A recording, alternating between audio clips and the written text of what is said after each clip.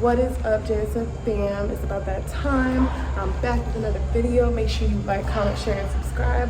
We are about to get into my leg day routine, so please stay tuned and let's get into it.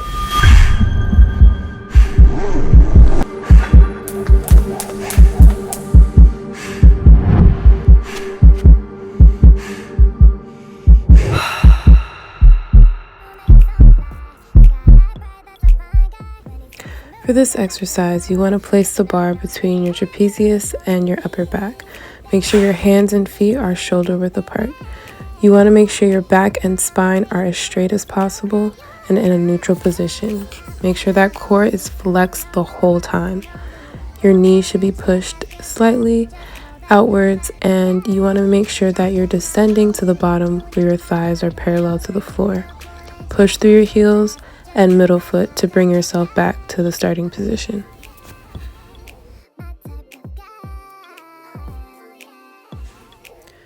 I like to superset my back squats with an elevated goblet squat. I can definitely feel my quads contracting in this exercise. You want to make sure your feet are narrow and your heels are elevated. This will allow you to target the quads even more. Try and avoid bringing your butt all the way down to the ground. You only want it halfway up, halfway down, while engaging your core and your quads as well. Performing this exercise in a deficit means that I'm performing in a greater range of motion, which will then lead to bigger and better results. By increasing your range of motion, you're putting your body under tension for much longer amounts of time, and that is exactly what we want.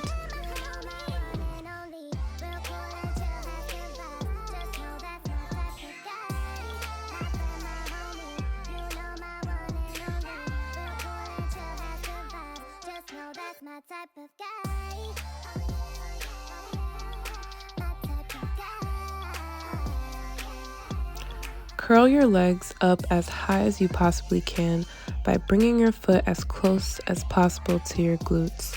Hold this position for a brief moment once you reach the top, then bring your legs back down to the initial position.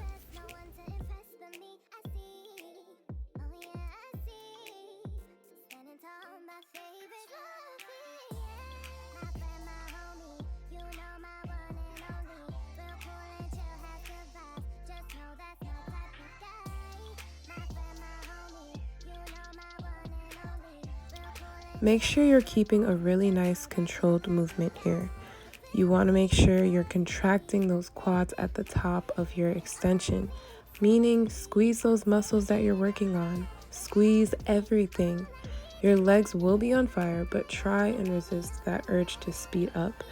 What you don't want to do is race this movement. You want to have slow, contracted movements, and you want to make sure those muscles are under as much tension as possible.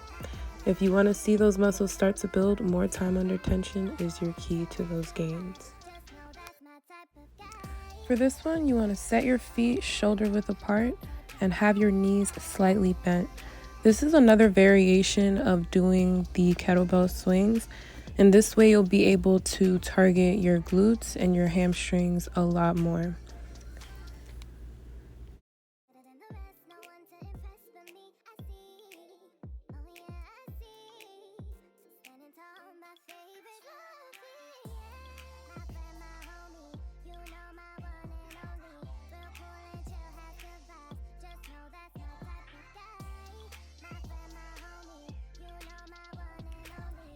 For this machine, we are working our quads, our glutes, and our hamstrings.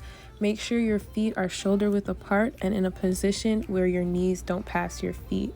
Make sure you're pushing through your heels and the midfoot, and make sure to brace your core the entire time. Keep your knees pointed slightly outward, and when you're lowering, make sure your legs create a 90-degree angle.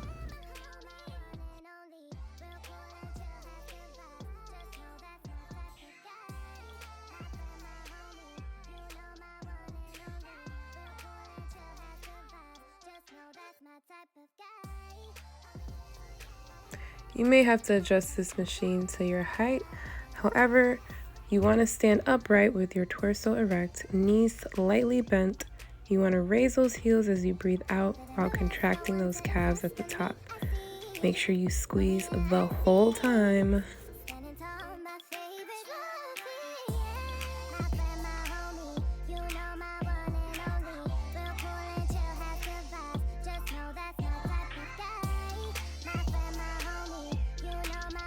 At this point, I am gassed, y'all. I usually like to end my leg day with a 5-minute jog so I can burn that extra layer of fat. Time and time again, exerting that last bit of energy has proven to increase my muscular strength and endurance exponentially. Honestly, the more gains, the better. If I have to burn out the last 5 minutes, I'm gonna do it because I know at the end, I'm gonna feel amazing, okay?